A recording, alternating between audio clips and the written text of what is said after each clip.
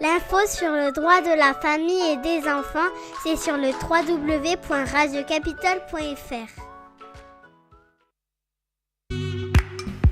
Allez, vous êtes sur radiocapitole.fr. On va tout de suite se rendre sur les manifestations des papas modernes en direct sur Radio Capitole. On va déjà commencer du coup à composer le numéro.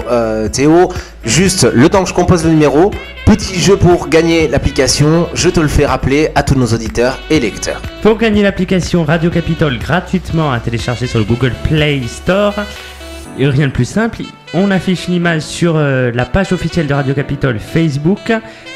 Sur l'image, vous devez trouver la personne qui se cache sur l'image, donc, et vous nous envoyez la bonne réponse, si c'est la bonne réponse, en message privé sur notre page Radio Capitole Facebook. Et si vous avez la bonne réponse, nous vous envoyons le lien pour télécharger notre application gratuitement. Alors profitez-en, franchement c'est une bonne occasion.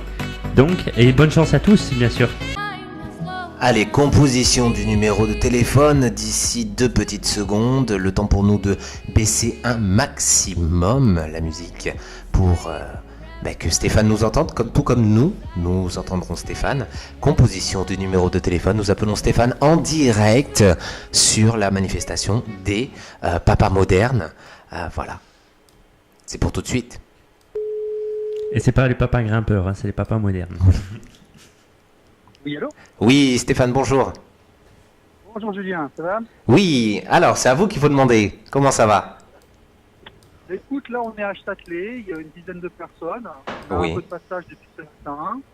Il y a monsieur Thierry Berger qui est venu nous voir. Il y a des personnes impliquées dans la défense des causes des parents, des discussions parentales qui sont passées nous voir un petit peu. Il y a des gens qui sont venus nous raconter leur histoire. Et puis voilà, on passe un petit moment gentiment. Et puis ouais, ça se passe bien, ça se passe bien. Alors Stéphane, donc vous êtes en direct sur Radio Capitole, vous êtes un des co-organisateurs, comme on le disait hier dans l'interview, du rassemblement donc pour les papas modernes. Alors vous m'excuserez, tout à l'heure j'ai pensé aux parents grimpeurs, puisque nous on faisait partie au début des parents grimpeurs, alors ça m'est sorti de la tête, j'ai mis 10 parents grimpeurs, mais je me suis rattrapé, j'ai dit papas modernes.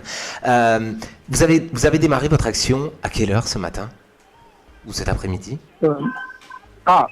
Nous, Carlo est arrivé vers 9h. Bon, moi, j'arrivais de Dordogne, donc j'ai fait 10h. Je suis arrivé vers 10h, 10h30. Oui. On est encore à Châtelet.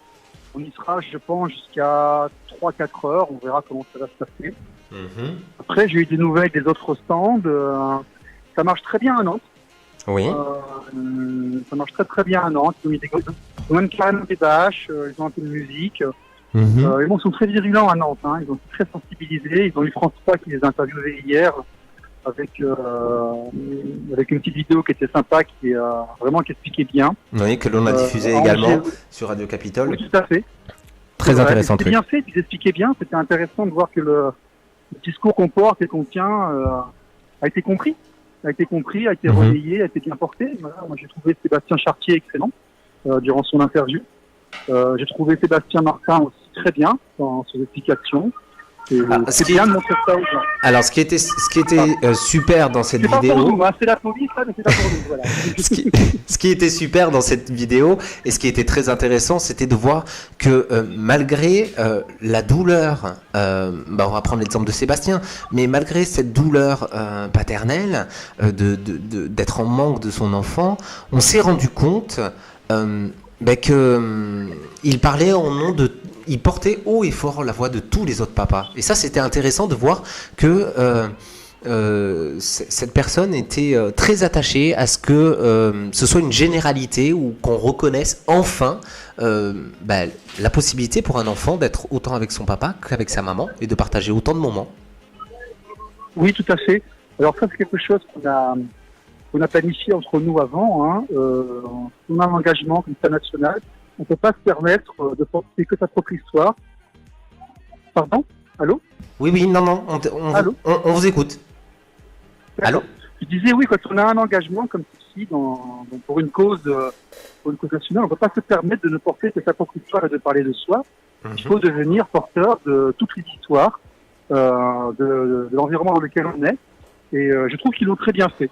Parce que je connais les détails des deux Sébastien qui sont passés dans ce clip de France 3 hier. Ils n'auraient donc pas beaucoup se plaindre et parler de beaucoup d'eux.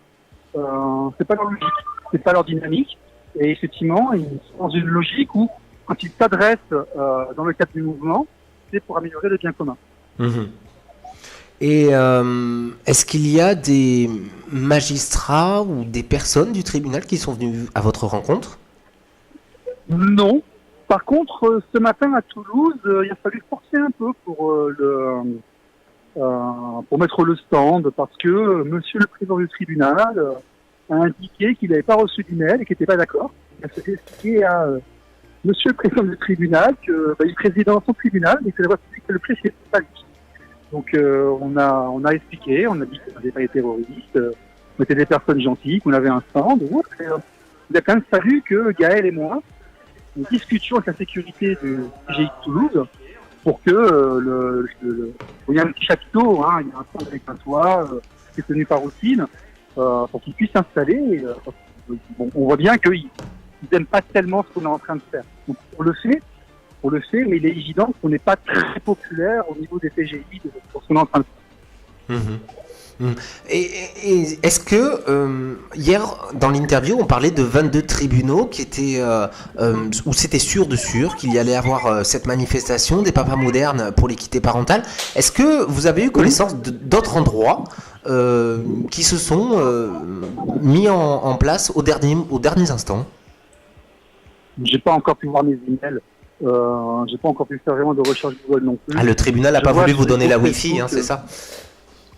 Disons que avec mon iPhone, là, je vois les photos sur le groupe Facebook. J'ai vu les photos de Toulon, j'ai vu les photos de Toulouse, de Nantes, d'Angers.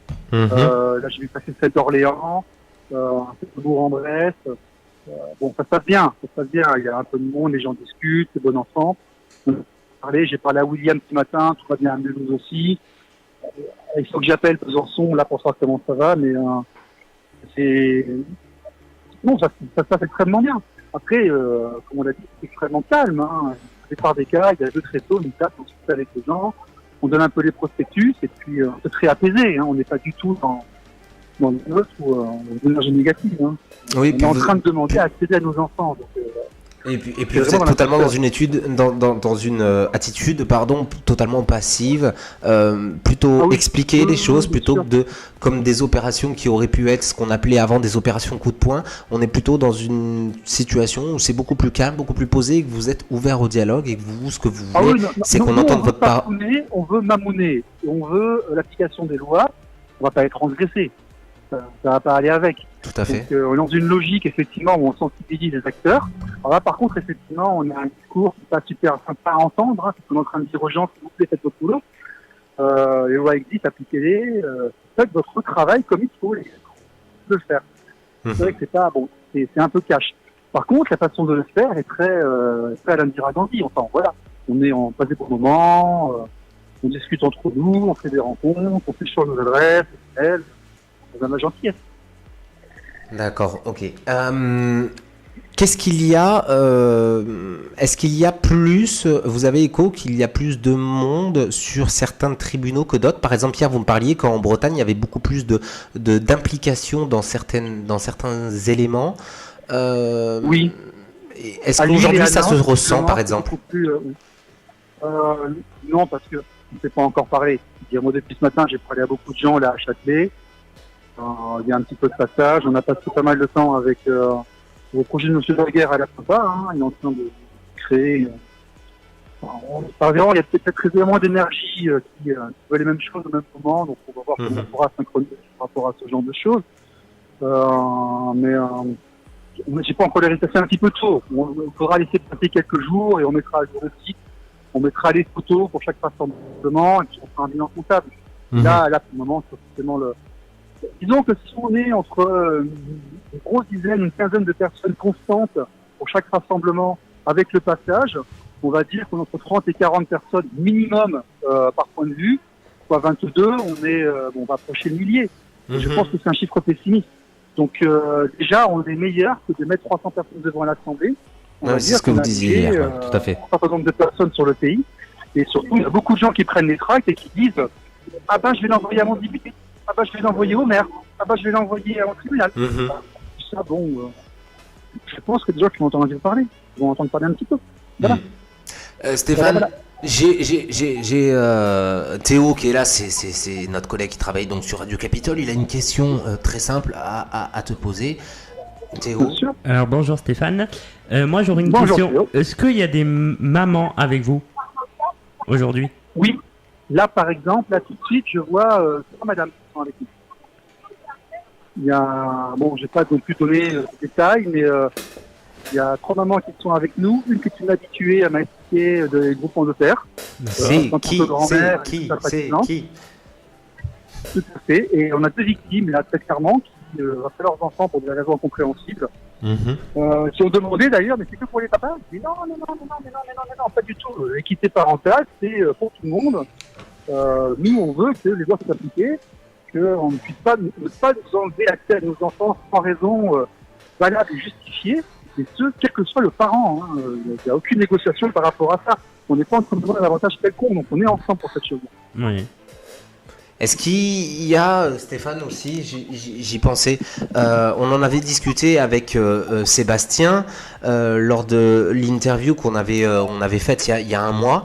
Il me disait que cet appel au rassemblement est également fait pour ne pas perdre le lien.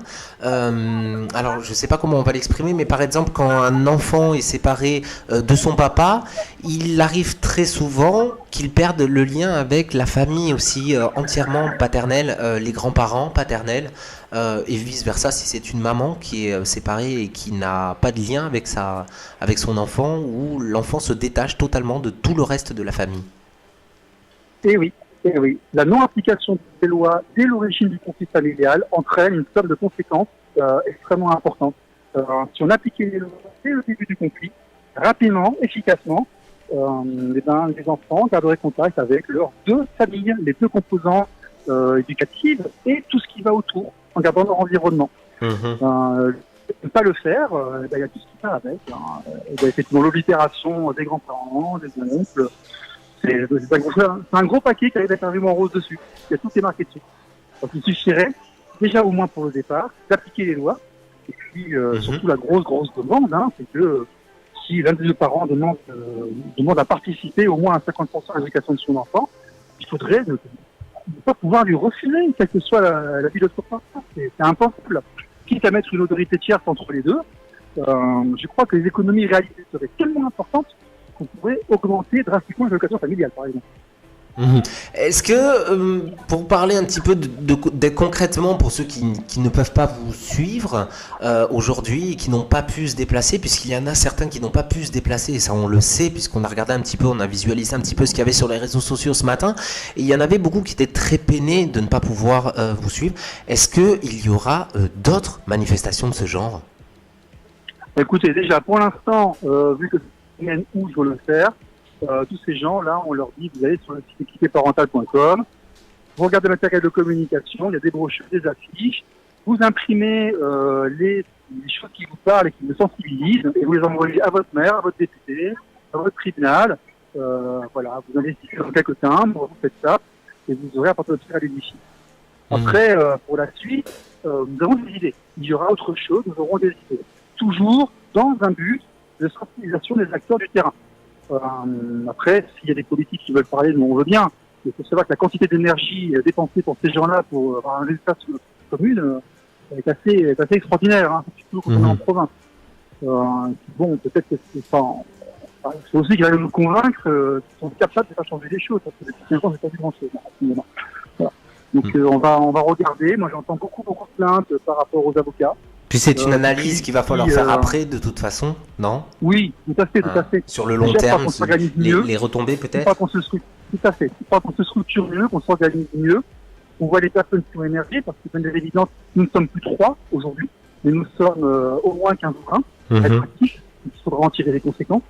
On a quelques projets qui nécessiteront des envois postaux, ce genre de choses. Donc on va devoir, pour le veuille ou non, parler argent, structurer. On va regarder à ce qui se passe. Mais déjà, moi, je peux vous dire qu'on va tous dormir un certain jour. Là, on va se calmer un peu durant quelques jours. On tirera les conséquences plus tard. on est tous Oui, assez non. fatigués quand même. J'entends bien. Puis ça a été un long travail, puisque le projet est né il y a 3 mois, c'est ça? 2 mois et demi, 3 mois? Non, c'est un point de départ. Je pense que c'est un point de départ. D'accord. Je suis intimement convaincu que c'est un point de départ. Les idées pour construire des acteurs dans le futur, il y en a quand même un certain nombre. On est en train de construire un réseau aussi.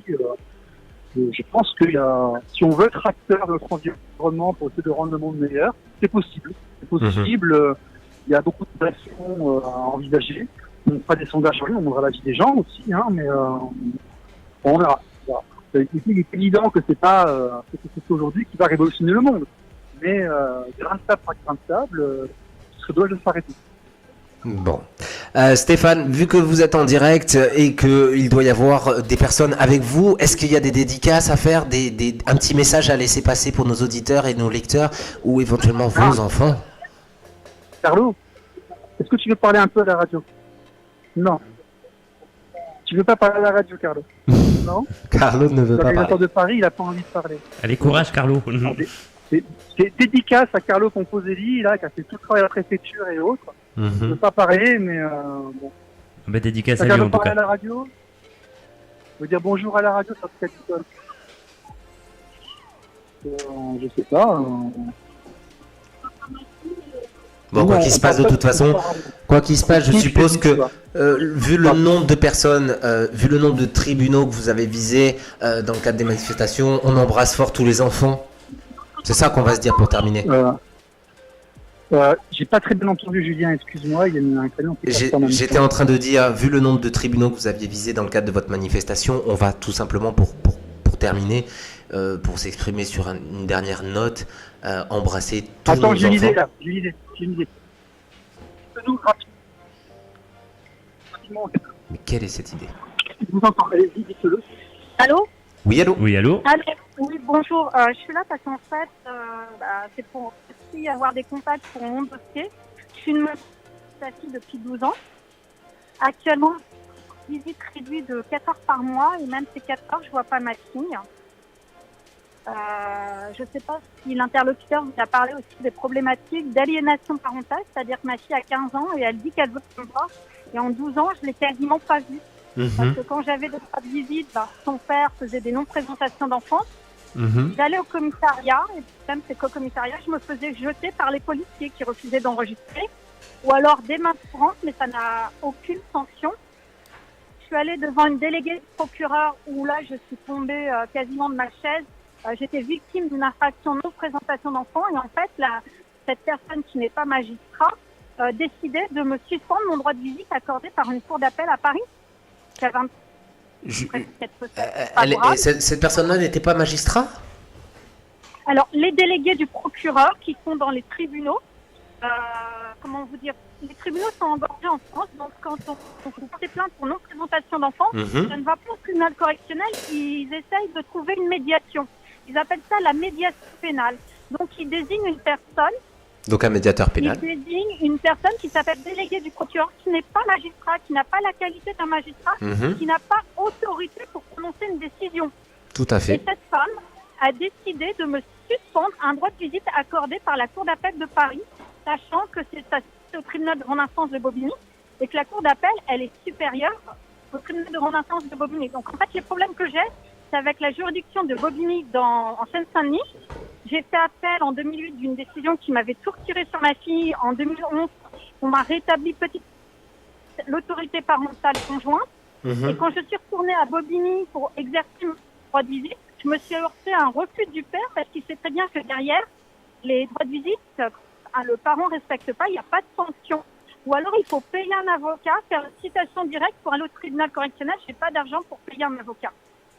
Donc je suis coincée parce que vous avez dans le code pénal l'infraction non-présentation d'enfants qui existe, mais elle n'est pas appliquée par le procureur. Par exemple, vos plaintes pour non-présentation d'enfants sont classées sans suite.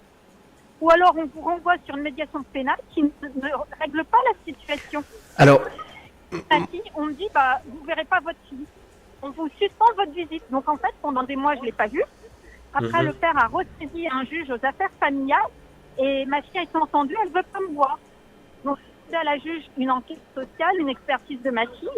pour démontrer la manipulation du père. La juge a refusé et le père me tapait dessus. J'étais une femme battue. Alors quand je me déplaçais pour voir ma fille, je l'avais quelques heures. Par exemple, j'avais droit au week-end. Monsieur décidait que le soir, le samedi soir, il la reprenait dans la rue. Alors là, on va plus vous entendre parce qu'il y a les pompiers, je pense, derrière vous. Oui. Voilà. Juste une petite question. Quel est votre prénom? Oui, Julien. Oui. Julien, tu es là? Oui. Oui, tu vois, là, je vais te montrer ce témoignage parce que tu vois ce qu'il va me te dire. C'est ce que j'ai entendu des dizaines et des dizaines de fois chez les pères. Alors, une maman, elle a le même problème. Cette maman, c'est quoi son prénom?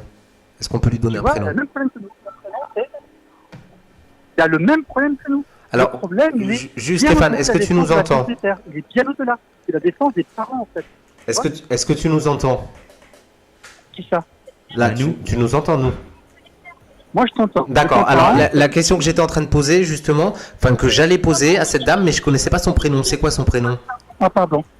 Je viens de te le dire, j'ai oublié. Je viens à peine de la rencontrer. Attends. Prénom, Sabrina, pardon. Voilà, Sabrina. Sabrina. Donc, la question, je ne sais pas si elle va m'entendre, la question que j'étais en train de poser à Sabrina, c'est aujourd'hui, à l'instant T où nous parlons, quelle est sa fréquence de droit de visite? Ah.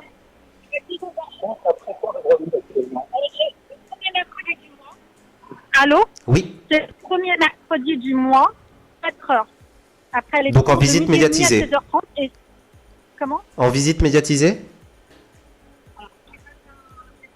Ou normalement?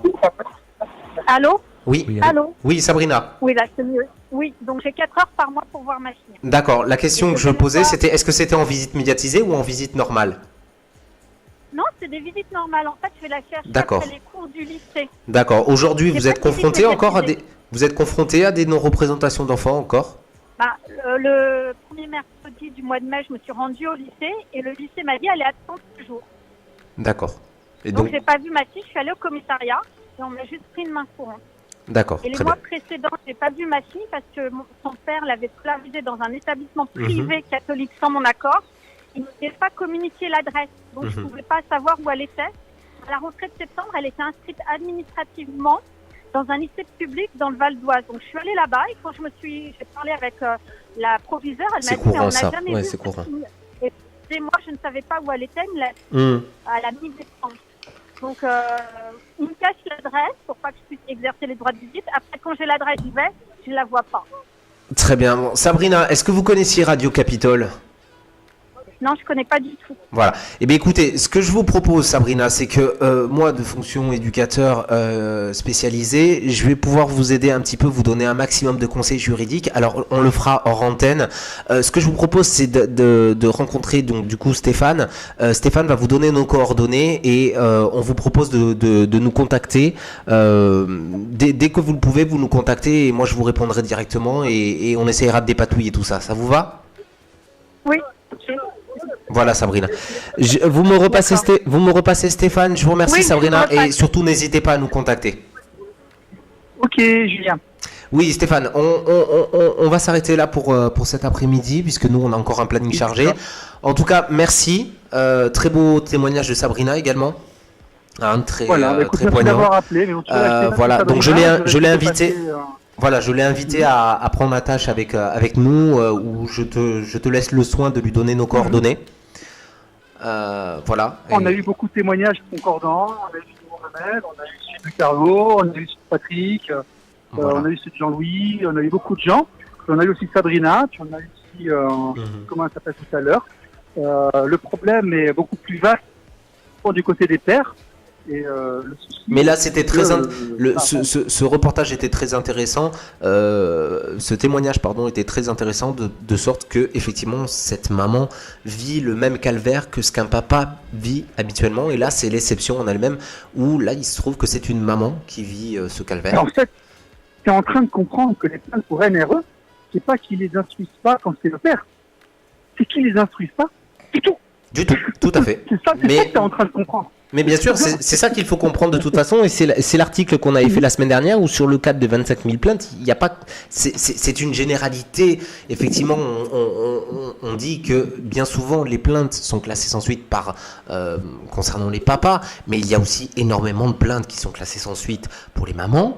Dans le cadre des non-représentations d'enfants, parce qu'il faut pas se voiler la face.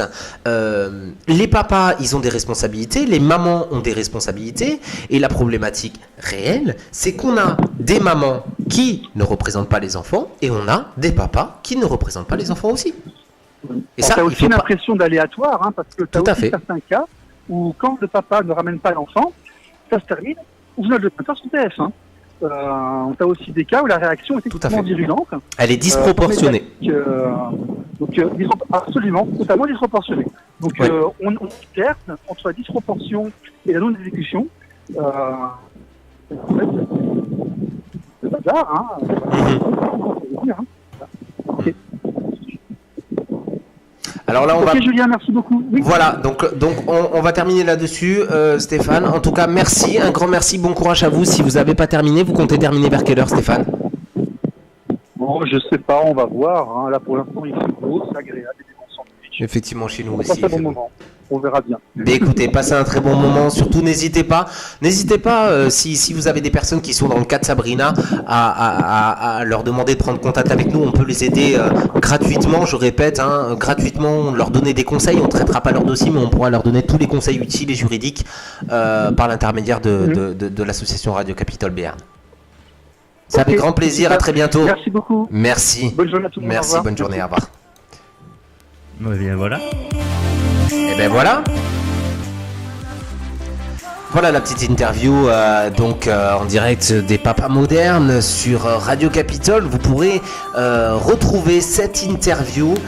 Vous pouvez la retrouver prochainement sur le site internet de radiocapitole.fr sur la rubrique podcast et sur la rubrique podcast du site internet et sur Facebook dès ce soir dans la soirée les amis. Merci à tous de nous avoir suivis.